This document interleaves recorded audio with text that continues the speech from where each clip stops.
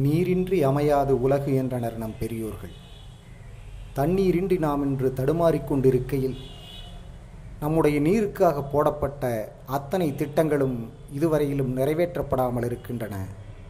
கொங்கு மண்டலத்தினுடைய நீர் தேவையை பூர்த்தி செய்வதற்காக போடப்பட்ட பாண்டியாறு புன்னம்புழா திட்டம் இன்னும் கிடப்பிலேயே கிடக்கின்றது. இதை பற்றிய உண்மைகளை அறிய கூடலூரை நோக்கி சென்றிருக்கிறேன்.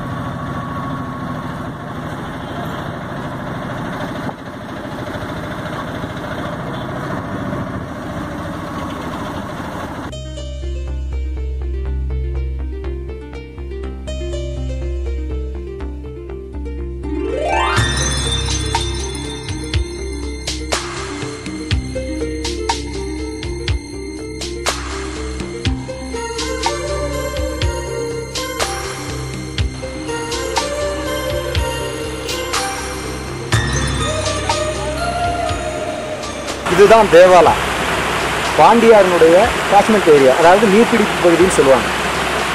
இங்கிருந்து தான் பாண்டியார் உற்பத்தியாகி மேற்கு நோக்கி போகுது. இந்த தண்ணீர் தான் நம்முடைய திட்டத்துக்கான ஆதார சோதி.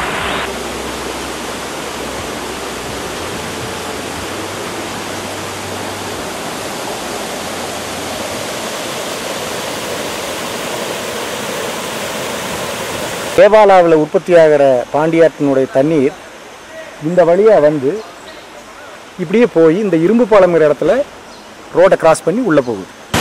இந்த இடத்துல தான் பாண்டியாரினுடைய கிளை நதிகள் 2-3 இடத்துல வந்து ஒன்றா கலப்பு. இந்த இடம்தான் கலக்கிற இடம்.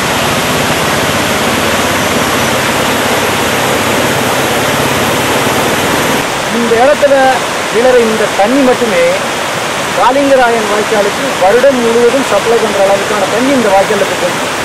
இந்த மாதிரி தண்ணி மழைக்காலங்கள், அதாவது இந்த ஜூன்லேருந்து பார்க்கும்போது 5 மடங்குலேருந்து 10 மடங்கு தண்ணி இது வழியாக வரும்.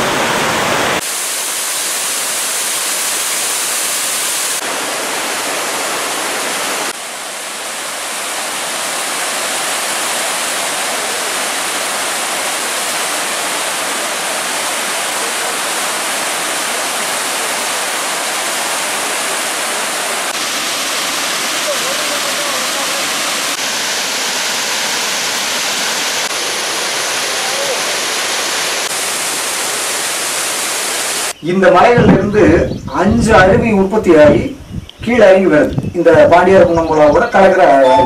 அதுல ஃபர்ஸ்ட் இருக்கிறது புலிக்குந்தா, 2வது எல்லமலை, 3வது கிளாம்வேல்ஸ், 4வது பாரூர், 5வது சுண்ணாம்பு பாலம். இந்த 5 நீரோடைகளிலும் இருக்கிற தண்ணியை பாண்டியார் புன்னம்புழாவில் கலந்து இதனுடைய பள்ளத்தாக்க இங்கிருந்து குறுக்காட்டி ஒரு டன்னலை உருவாக்கி இந்த டன்னலுடைய வழியா இந்த தண்ணிய நேரா அங்க தெரிகிற அந்த மலைக்கு பின்னால் இருக்கிறதா மோயார். அந்த மோயாருங்கிறது தான் பவானியினுடைய கிளை நதி.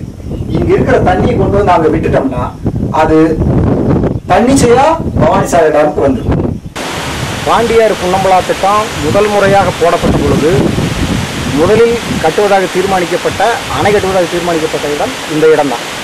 இந்த இடத்துல முதல்ல ஒரு டேமை கட்டி இங்கிருந்து 7 TMC தண்ணீரை வந்து தமிழ்நாட்டுக்கு கொடுத்துட்டு நாம் இதற்கு முன்னால் பார்த்த அந்த 4-5 அருவிகளையும் சேர்த்து ஒன்றாக வருகின்ற இடத்துல ஒரு ப்ராஜெக்டை போட்டு அங்கிருந்து கரண்ட்டை கேரளாவுக்கு கொடுக்கறதாக தான் முதல்ல போட்ட பாண்டியார் புன்னம்புழா திட்டம் சொல்லிச்சு.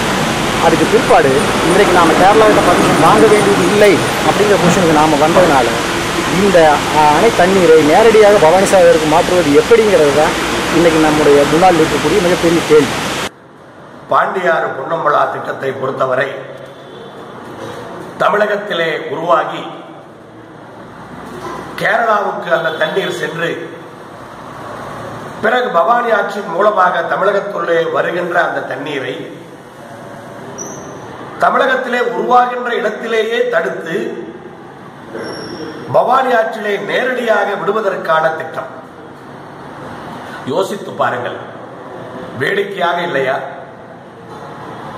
நம்முடைய மண்ணிலே உருவாகின்ற தண்ணீரை அணை போட்டு தடுக்காமல் கேரளாவுக்கு அனுப்பிவிட்டு பிறகு கேரளாவிலிருந்து பவானியிலே தண்ணி விடுங்கள் என்று கெஞ்சிக் கொண்டிருக்கின்ற அவல நிலை.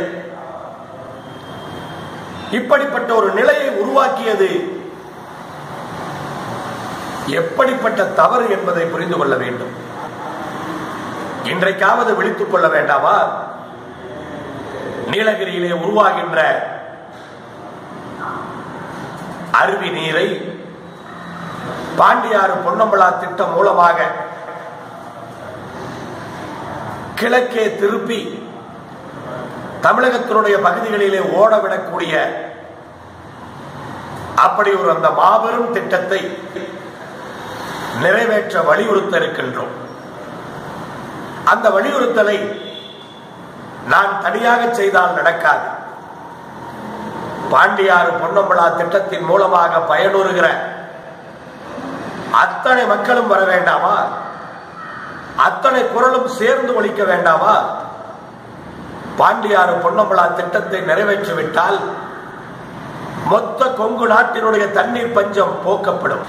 கிட்டத்தட்ட தமிழ்நாட்டில் பெய்யக்கூடிய ஒட்டுமொத்த தமிழ்நாட்டில் பெய்யக்கூடிய மழையின் அளவு ஒரு 22,500 ஏக்கர் பரப்பளவிலே தேவாலா என்ற இடத்திலே மழை பொழிவு இருக்கின்றது. அந்த மழைநீர் அத்துணையும் கேரளாவிற்குள் சாலியாறு என்ற பெயரிலே சென்று கடலிலே கலந்து வீணாகின்றது. அதை தடுத்து தமிழ்நாட்டுக்குள்ளேயே திருப்பி நம்முடைய தண்ணீர் பஞ்சத்தை நாம் போக்கிக் கொள்ள முடியும். நம்முடைய கொங்கு நாட்டை வளமாக்கிக் கொள்ள முடியும். ஆசியாவிலேயே உருவாக்கப்பட்ட உயிர்ச்சூழல் மண்டலங்களில் மிகவும் முக்கியமானது நீலகிரி உயிர்ச்சூழல் மண்டலம். அதுலேயும் குறிப்பாக அந்த மண்டலத்துக்கு உட்பட்ட கூடலூர் பகுதி அப்படிங்கிறது ஒரு வனம் சார்ந்த, அதே நேரத்தில் பல்வேறு நீர்நிலைகள் நிரம்பிய ஒரு அருமையான பகுதி. இந்த பகுதியில் உற்பத்தி ஆகின்ற ஏறக்குறைய 10க்கும் மேற்பட்ட கிளை ஆறுகள் ஒருங்கிணைந்து இந்த பகுதியில் உற்பத்தியாகி அப்படியே பாண்டியாறு பொன்னம்பலா என்கின்ற ஆறாக தமிழ்நாட்டில் உற்பத்தியாகி கீழ்நாடுகாணி பகுதிக்கு சென்று அங்கிருந்து கேரளா பகுதி மூலமாக அங்கே சாலியார் என்ற பெயரில் போய் அரபிக்கடலில் கலக்குது. குறிப்பாக இந்த திட்டத்தை பற்றியுடைய சிறப்பு அம்சங்களை சொல்லணும் அப்படின்னா, ஒவ்வொரு ஆண்டும் கோடை காலம் முடிகிற தருவையில் மே மாதத்தில் மே 15 தான் கூடலூர் பகுதியில் மழை ஆரம்பிக்கும். அப்போ தமிழகத்தில் பார்த்தீங்கன்னா எல்லா பகுதியிலும் மிகப்பெரிய வறட்சியான ஒரு சூழல் இருக்கும். இங்கே அருகாமையில் இருக்கக்கூடிய முதுமலை சரணாலயம் உலக புகழ்பெற்ற ஒரு சரணாலயம். அங்கே இருக்கக்கூடிய வனவிலங்குகள் அத்தனையுமே அந்த காலகட்டத்தில் பார்த்தீங்க அப்படின்னா நீர் இல்லாமல், பல்வேறு உணவு இல்லாமல், அந்த வறட்சியினால இங்கேயே மடிஞ்சு போறதை நம்ம இன்னைக்கும் பார்க்க முடியுது. இந்த திட்டம் அப்படிங்கிறத ஒரு முறையாக நம்ம தமிழக அரசு முன்னெடுக்கின்ற போது 14 TMC தண்ணீர் நமக்கு கிடைக்கும் அப்படிங்கிறது 1969 காலகட்டத்தில் ஆய்வு செய்யப்பட்டது. தமிழகத்திலே பாண்டியாறு பொன்னம்பலா திட்டம் 50-60 ஆண்டுகளுக்கு முன்பு போடப்பட்ட திட்டம்.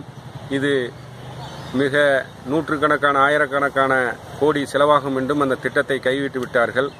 ஆகவே இன்னைக்கு இருக்கின்ற நவீன காலத்திலே அதை விரைவாக நவீன தொழில்நுட்ப இயந்திரங்களால் ஈஸியாக அதை நிறைவேற்றக்கூடிய சூழ்நிலை இன்று இருக்கின்றது. இன்னைக்கு வறட்சியை நோக்கி குடிநீருக்கு பஞ்சம் ஏற்படுகின்ற சூழ்நிலையிலே அந்த திட்டத்தை நிறைவேற்றினால் கொங்கு மண்டலம் ஒரு 5-6 மாவட்டங்கள் குடிநீர் பஞ்சத்திலிருந்தும் விவசாயம் முற்போகம் செழிப்பாக வளரக்கூடிய அந்த சூழ்நிலையை இந்த திட்டத்தின் நிறைவேற்றினால் கொண்டு வர முடியும். சில நபர்கள் இந்த திட்டம் நிறைவேற்றினால் அந்த வனப்பகுதியிலே வனமும் வன உயிரினங்களும் அங்கே அழிந்துவிடும் என்று தவறான பிரச்சாரம் செய்கின்றார்கள். இந்த திட்டம் நிறைவேற்றினால் அந்த பகுதியிலே வறட்சியான சூழ்நிலையிலே கூட அங்கு இருக்கின்ற வனத்திற்கும் வன உயிரினங்களுக்கும் பாதுகாப்பாக வரக்கூடும் என்பதை புள்ளிவிவரமாக சொல்லக்கூடிய சூழ்நிலையை இன்னைக்கு திட்டமிட்டு இன்னைக்கு இதை எடுத்து பணியாற்றி செயல்படுத்தி கொண்டிருக்கின்றார்கள். ஆகவே இந்த திட்டத்தை மத்திய மாநில அரசு ஒருங்கிணைந்து போர்க்கால அடிப்படையிலே இந்த திட்டத்தை நிறைவேற்றி தமிழகத்தினுடைய ஒரு பகுதியினுடைய பஞ்சத்தை தீர்ப்பதற்கு உடனடியாக நடவடிக்கை எடுக்க வேண்டும். காளிங்கராயன், LBP பாசனம், தடப்பன்பள்ளி அர்க்கன்கோட்டை இந்த பகுதியில் முப்போகம் விளைச்சலுடன் நிலத்தடி நீர்மட்டமும் உயர்ந்து குடிநீர் பஞ்சம், கால்நடைகளுக்கு உண்டான தீவனங்கள், இது போல எந்த பஞ்சங்களும் இல்லாமல் இந்த பகுதியே செழிப்பான பூமியாக மாறிவிடும். நான் 1985 அந்த ஊட்டி கூடலூர் ஏரியாவில் இருந்துட்டு இருக்கேன். எப்படி கேரளாவுக்கு சாலியாறு பொன்னம்பலான்னு ஒரு பெரிய ஆறு வருஷம் 365 நாள் நம்ம வாட்டர் வேஸ்டா போயிட்டு இருக்கு. தண்ணி நம்ம கிட்ட இருக்கையில நாம ஏன் போய் கேரளாக்காரங்கிட்டையும் கர்நாடகாக்காரங்கிட்டையும் சண்டை கட்டணுங்கிற அவசியம் இல்லை. நம்ம தண்ணியை நாமளே திருப்பிக்கிட்டோம்னா நம்மளுடைய கொங்கு நாடு வளங்குடிக்கும் பகுதியாக மாற்றிடலாம்.